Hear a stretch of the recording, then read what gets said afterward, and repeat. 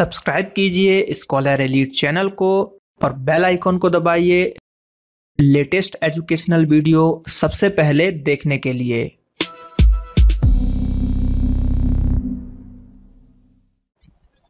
Hello दोस्तों, आपका स्वागत है आपके अपने ही चैनल में जिसका नाम है स्कॉलर एलाइट। दोस्तों, हम यहाँ पर आज बात करेंगे एमपीपीएससी टेस्ट सीरीज का पार्ट 5। पार्ट 4 तक आप सभी देख चुके होंगे और जिन्होंने नहीं देखा है तो उस वीडियो को भी देख लीजिए। तो चलिए शुरू करते हैं आज का सेशन। तो पहला क्वेश्चन जो देखने को मिल रहा है हमको, पहला क्वेश्चन यह है कि निम्नलिखित में से कौन सा मापदंड फैसला करता है कि ईंधन अच्छा है या नहीं। यानी कि इन ऑप्शन में से आपको बताना है कि कौन सा ऐसा मापदंड है, यानी जिससे आप पता लगा सकते हो कि ईंधन जो है अच्छा है या नहीं है। तो देखिए ऑप्शन है हमारे पास, जो पहला वाला ऑप्शन आपको देखने को मिल रहा है, इसके द्वारा निर्मित धुआं की मात्रा, यानी कि उसके साथ जो धुआं निकल रहा है, धुआं कितना निकल रहा है, कैसा निकल रहा है, उस धुएं में कौन कौन सी गैस है, कार्बन मोनोऑक्साइड का प्रतिशत कितना है ना, CO2 का प्रतिशत कितना है, ये सब चीजें यहाँ पर चेक की जाती है। मेनली कार्बन मोनोऑक्साइड को चेक किया जाता है। सेकंड है उत्पन्न गर्मी की मात्रा, यानी कि हीट कितना उत्पन्न कर रहा है, तो ये भी चेक करते हैं। उपलब्धता कितनी है, क्या चीजें, ये सब भी चेक करते हैं। तो इसका आंसर हो जाएगा डी। सभी चीजों को देखकर हम पता लगा सकते हैं कि ईंधन कैसा है, अच्छा है या फिर खराब ईंधन है। तो चलिए बात करते हैं अगले प्रश्न की, जो कि सेकंड नंबर का प्रश्न। जब, यानी कि सेकंड नंबर की बात की जा रही है कि जब लकड़ी को ऑक्सीजन की सीमित आपूर्ति में जलाया जाता है तो निम्न में से किसका उत्पादन होता है। ठीक है, अब लकड़ी है, ठीक है, वुड है, यानी कि लकड़ी है, उसको जला रहे हैं और जलाने के लिए आपको पता है कि O2 की जरूरत है। तो आग जब लगेगा तो ऑक्सीजन लगेगा, लेकिन भाई उसको सीमित मात्रा एक निर्धारित कर दिया कि भैया 1 लीटर या 1 kg ऑक्सीजन ही मिलेगा उसको 10 kg लकड़ी को जलाने के लिए, कुछ मात्रा सीमित रहती है। ठीक है, तो उसमें क्या बनेगा, तो देखिए आप ग्रेफाइट तो बनेगा नहीं, सबसे पहले ही कट गया वो। मीथेन गैस भी नहीं बनेगा, पेट्रोलियम जेली भी नहीं बनेगा, सिर्फ चारकोल, वो तो देख के ही सीधे आंसर आपको चारकोल लगाना था। लेकिन ये ऑप्शन ही ऐसे थे कि अगर आपको चारकोल आंसर नहीं भी पता है तो ये हो जाएगा। क्यों? पेट्रोलियम जेली, पेड़ से तो बनेगा नहीं पेट्रोलियम जेली, हाँ सड़े गड़े पेड़ से पेट्रोलियम बन सकता है लेकिन इतनी जल्दी नहीं बनेगा, तो ये नहीं होगा। मीथेन गैस भी नहीं बनेगी, आपको पता है कोई भी चीज आप लकड़ी वगैरह जलाते हो तो मीथेन गैस तो निकलेगी नहीं, क्योंकि वो खुद ही ज्वलनशील गैस है, वो जलेगी निकलेगी नहीं। तो CO कार्बन डाइऑक्साइड निकलता है, CH4 नहीं निकलेगा। अब ग्रेफाइट आपको पता है कि पेंसिल के अंदर होता है, हीरा का अपर रूप होता है, कार्बन का एक अपर रूप है, तो ये भी नहीं मिलेगा। तो बचा कौन सा? चारकोल। तो ऑप्शन नंबर ए जो है एकदम सही होगा, चारकोल। बात करते हैं हम थर्ड नंबर के प्रश्न की। तो जो तीसरा प्रश्न है हमारे पास, तीसरा प्रश्न यहां पर बोल रहा है कि जब गाय का गोबर विभिन्न पौधों की सामग्री जैसे कटाई से अवशेष, सब्जी का कचरा और सीवेज को ऑक्सीजन की अनुपस्थिति में विघटित किया जाता है तो निम्न में से क्या बनता है। वही चीज हो गई कि जो गाय का गोबर है, वेस्ट है, ठीक है, गाय का गोबर, पौधे हैं, पेड़ पौधे हैं, सड़ जाते हैं, तो क्या बनता है ना, तो वो बनता है ये बायोगैस। मेनली आपने देखा होगा गाय के गोबर से बायोगैस बनाई जाती है, जिससे कि खाना बनता है और एक अच्छा ईंधन है। इस बायोगैस में जो है सबसे ज्यादा, जो अगर हम बात करें, CH4 यानी कि मीथेन गैस यहाँ पे निकलती है बायोगैस में, और जो कि ज्वलनशील होती है। ठीक है, क्या होती है? ज्वलनशील गैस होती है, और इससे क्या होता है, यहाँ पर लोग खाना बना पाते हैं। तो बायोगैस इसका बहुत ही एक अच्छा यहाँ पे उदाहरण है। ठीक है, चलिए बात करें अगले प्रश्न की। अब देखिए थोड़ा सा अगर आपको पता होगा, जो बायोगैस है ना, तो जो ऑक्सीजन की अनुपस्थिति में, ठीक है, या जैव गैस भी इसको बोला जाता है, और बहुत सारे तरीकों से कचरा से पैदा होता है, पर्यावरण का इसको मित्र कहा जाता है ना, जीवाश्म ईंधन के रूप में अधिक पसंद किया जाता है, ये सब भी ऐसा बोला जाता है। तो कुछ भी पूछ सकते हैं, जीवाश्म ईंधन बोल सकते हैं उसको, जैव गैस बोल सकते हो उसको, बायोगैस बोल सकते हो, नवीनीकृत ऊर्जा स्रोत है ये सब भी चीजें यहाँ पर बोल सकते हो। ठीक है, तो कई तरीके से इसको जाना जाता है बायोगैस को। अगला प्रश्न देखते हैं, जो कि हमारा फोर्थ नंबर का प्रश्न। तो क्या बोला जा रहा है कि एक विमान का टायर है भरने में इसके लिए इस्तेमाल की जाने वाली गैस। अब देखिए यहाँ पे क्वेश्चन आया है विमान, अब इसके साथ आ सकता है आपको कार के टायर में, बाइक के टायर में, है ना, कार के टायर में, बाइक के टायर में, विमान में यानी कि एरोप्लेन में, कौन सी गैस? तो कोई भी आ सकता है, विमान, कार और बाइक। ऑप्शन देखिए, ऑक्सीजन नहीं भरी जाती, कार्बन डाइऑक्साइड भी नहीं भरी जाती है, नाइट्रोजन ही भरी जाती है और मीथेन भी नहीं भरी जाती है। क्यों? देखिए ऑक्सीजन को नहीं भरते हैं, एक तो ऑक्सीजन क्या है कि टायर में भरने के लिए यूज नहीं होती है, मेनली इसमें ये ज्वलनशील तो नहीं होती लेकिन जलने में सहायक होती है, तो कभी अगर आग लगता है तो ये जल्दी आग पकड़ा देगा, है ना।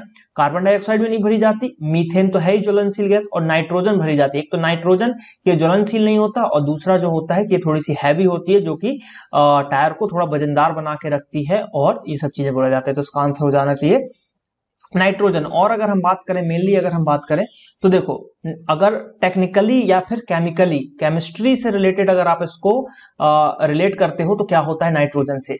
नाइट्रोजन एक ऐसा है जो कि अक्रिय गैस है, आपने जाना होगा अक्रिय गैस है ये नाइट्रोजन, क्रिया नहीं करती, अक्रिय गैस है। इसलिए भी भरते हैं क्योंकि एरोप्लेन है वो ऊंचाई में जाएगा, है ना, हाइट उसकी अच्छी खासी रहेगी, तो ऊंचाई पे जाने पे जो O2 होता है, ऑक्सीजन होता है, वो किससे, कार्बन से क्रिया करने लगता है, ठीक है, कार्बन से क्रिया करता है, यानी कि टायर जो है कार्बन है, तो टायर से वो क्रिया करने लगेगा, रबड़ से वो क्रिया करने लगेगा, और जो नाइट्रोजन है मेनली वो क्रिया नहीं करता, इसलिए जो है इसको हम यूज करते हैं। और ये जो है क्या बोलते हैं, अगर टायर फटता है तो आग भी नहीं लगेगा, और अगर ऑक्सीजन है तो टायर फटने पे आग भी लग सकता है, तो इसलिए इन चीजों को सब मद्देनजर रखते हुए नाइट्रोजन को ही हम यूज करते हैं। कार के में भी नाइट्रोजन हम भरते हैं, कार के चक्कों में, बाइक के चक्कों में भी आजकल नाइट्रोजन भरी जाने लगी है, ठीक है, तो इन सब चीजों को हम यूज करते हैं। अगला प्रश्न है 5वें नंबर का प्रश्न है, ये भी एक अच्छा प्रश्न है, एग्जाम में आया हुआ प्रश्न है, ये जो है प्रीवियस ईयर पेपर का प्रश्न है। जल एक पौधे की पत्तियों से जिस एक प्रक्रिया द्वारा बाहर आता है उसे हम क्या कहते हैं। ये क्वेश्चन कई बार पूछा गया है पीएससी में, ठीक है, पीएससी में भी पूछा जा चुका है, ये आपका और भी एग्जामों में पूछा जा चुका है, एमपीपीएससी का ये प्रीवियस ईयर का क्वेश्चन है। तो देखिए ऑप्शन है हमारे पास बाष्पोत्सर्जन, श्वसन, पसीना और अवसादन। जो इंग्लिश मीडियम वाले स्टूडेंट है वो आप यहाँ पे आप पढ़ सकते हो। तो बाष्पोत्सर्जन है, उसके बाद पसीना है, अवसादन है, या फिर श्वसन है। तो देखिए अगर हम बात करें, श्वसन तो होगा नहीं, ठीक है, पसीना आना होगा नहीं क्योंकि पौधे की बात की जा रही, अवसादन भी होता नहीं है, सेडिमेंटेशन। जो मेन है वो है बाष्पोत्सर्जन, तो इसका आंसर हो जाएगा ऑप्शन नंबर। बहुत ही इजी क्वेश्चन है, और ऐसे प्रश्न पीएससी में अभी तक का रिकॉर्ड रहा है, बहुत बार ऐसे क्वेश्चन जो है यहाँ पर पूछे जाते हैं, ठीक है। चलिए बात करते हैं हम यहाँ पर अपने नेक्स्ट क्वेश्चन की। तो नेक्स्ट क्वेश्चन जो है यहाँ पर 6वें नंबर का प्रश्न देखने को मिलेगा। 6वें नंबर का प्रश्न ये है कि निम्नलिखित में से कौन सा सत्य है। अब इसमें आपको सत्य बताना है कि सही कौन सा है। केचुए की हड्डी नहीं होती और वे मांसपेशियों की मदद से आगे बढ़ते हैं। क्या बोल रहा है, आगे बढ़ते हैं, तो सही है, केचुए में हड्डी तो होती नहीं है। ऊंटों के लंबे पैर और उनके शरीर को रेत की गर्मी से दूर रखने में मदद करते हैं। बिल्कुल सही, ऊंट के पैर बहुत लंबे होते हैं ताकि नीचे से हीट ऊपर नहीं पहुंच पाती, और ऊंट के पैर जो है गद्देदार होते हैं, जो कि चौड़े चौड़े होते हैं, जो कि रेत पे चलने में बहुत ही मददगार करते हैं, इसलिए रेत पे ऊंट दौड़ भी सकते हैं, तो उसको रेगिस्तान का जहाज भी कहा जाता है ऊंटों को। पहले ये क्वेश्चन बहुत पूछा जाता था, अब नहीं पूछा जाता। ऊंटों के फेफड़े सूखे हैं और वे पसीना नहीं निकालते। बिल्कुल, फेफड़े सूखे रहते हैं और पसीना नहीं निकालते, इसलिए जो है वो कम पानी में भी अच्छा खासा ट्रेवल कर लेते हैं, और पानी पीने की क्षमता भी उनकी बहुत होती है। 300 गैलन पानी वो पी जाते हैं एक बार में। तो इसका आंसर होगा उपरोक्त सभी, डी एकदम सही आंसर होगा। बात करते हैं हम 7वें प्रश्न की। 7वां प्रश्न भी लगभग सेम है कि निम्नलिखित में से कौन सा सत्य है। तो देखते हैं इसमें कौन सा सत्य है। देखिए ऐसे जो क्वेश्चन अधिकतर पूछे जाते हैं पीएससी में, उसके आंसर अधिकतर जो है डी ही होते हैं, सभी सही होते हैं, जो कि बहुत कम लोग लगाते हैं। कैक्टस पर पत्ते की तरह संरचना और इसकी स्टेम होती है। बिल्कुल सही, कैक्टस की स्टेम एक बहुत मोटी मोम नुमा परत से ढका हुआ है, और इसे बहुत कम पानी खोने में मदद करता है, क्योंकि वो मोम जैसा है, चिकना है, तो पानी ज्यादा वहां से नहीं निकलता। कैक्टस जो है अपने अंदर बहुत सारा पानी जमा करके रखते हैं। अब लेकिन कैक्टस जो होता है उसमें भी कई सारी वैरायटी होती है, किसी भी कैक्टस का पानी आप पी नहीं सकते। कई कैक्टस ऐसे होते हैं कि अगर आपने उसको काट के पी लिया रेगिस्तान में उसके पानी को, तो आपको दस्त भी लग सकते हैं, पेट खराब हो सकता है। और कई तो विषैले होते हैं जिनको खा के आप मर भी सकते हो। लेकिन कई ऐसे होते हैं जो अच्छी कैटेगरी के होते हैं, उनकी आपको परख होनी चाहिए और उसको खा के आप अपनी जान बचा सकते हो। पानी के अवशोषित करने के लिए रेगिस्तान के पौधे की जड़ जमीन में बहुत गहराई तक जाती है। बहुत सही, पानी की खोज में वो जमीन के अंदर बहुत दूर तक जाते हैं। मान लो कोई पेड़ यहाँ पे लगा है और पानी का लेवल अगर यहाँ कहीं है दूर, तो उसकी जड़ खोजते खोजते वो यहाँ से यहाँ तक भी पहुंच जाएगी। तो इसका आंसर होगा उपरोक्त सभी, यानी कि ऑप्शन नंबर डी। अगला प्रश्न देखते हैं जो कि 8वें नंबर का प्रश्न है और एक बहुत ही अच्छा प्रश्न है।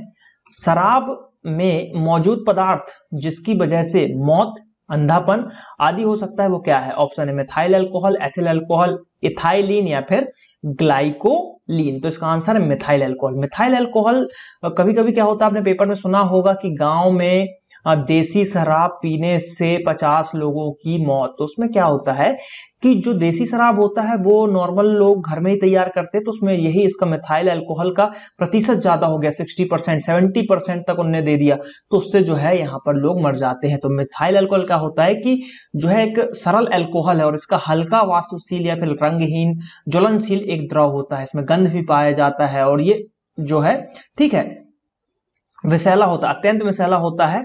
और इसमें क्या होता है कि ये जब ज्यादा मात्रा में इसकी अगर हो जाता है ना, तो इसमें आदमी जो है मर जाता है, ठीक है, मिथाइल अल्कोहल से। तो वो कुछ इसका जो है प्रतिशत रहता है, वो आप दारू की बोतल पे देख सकते हैं, तो कृपया करके देखें ना कि इसके लिए हम दारू खरीद के लाते हैं, तो कितना क्या जो है आप नेट पे इसको पढ़ सकते हो कि कितना प्रतिशत रहना चाहिए और कितना हमारे स्वास्थ्य के लिए हानिकारक होता है।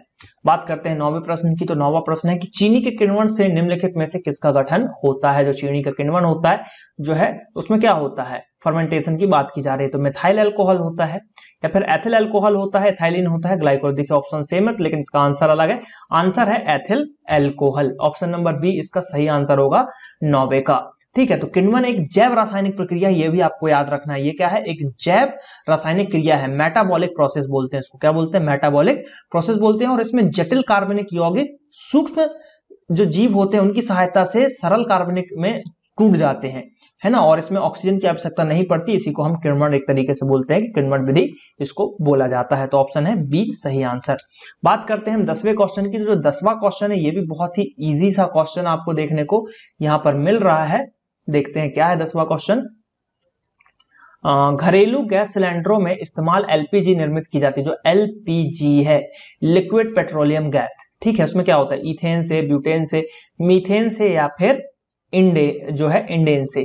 तो अगर हम बात करें तो जो यहाँ पर लिक्विड पेट्रोलियम गैस जो है, लिक्विफाइड पेट्रोलियम गैस जो है मेनली जो है ये आपका इसमें ब्यूटेन होता है, ब्यूटेन और प्रोपेन का यहाँ पर जो है मिक्सचर होता है और ये गंधहीन गैस होती है। ब्यूटेन जो है एक गंधहीन गैस है, मतलब इसमें से गंध नहीं आती, लेकिन जब गैस का सिलेंडर लीक होता है तो वो हमको गंध देती है। तो उसके लिए इसमें क्या मिलाया जाता है? एक मरकेप्टॉन नाम की गैस होती है, इसको आप मरकेप्टॉन से ही याद रखो, नाम कुछ भी हो मरकेप्टॉन याद रखो, मरकेप्टॉन। इससे आप देखो मैं बताता हूं क्यों। मर आएगा ना, तो अगर गैस खुली रह गई, आपको बास नहीं आई, तो आप मर जाओगे, आग लगेगी और मर जाओगे। तो इसलिए मरो ना, इसलिए इसमें मरकेप्टॉन मिला दिया जाता है। तो इस तरीके से आप इसको याद रख सकते हो। तो आई होप कि वीडियो अच्छा लगा होगा, और वीडियो अच्छा लगा तो इसको लाइक कीजिए, कमेंट कीजिए और अपने दोस्तों के साथ शेयर जरूर कीजिए। चलिए मिलते हैं अगले वीडियो में। थैंक यू, जय हिंद, जय भारत।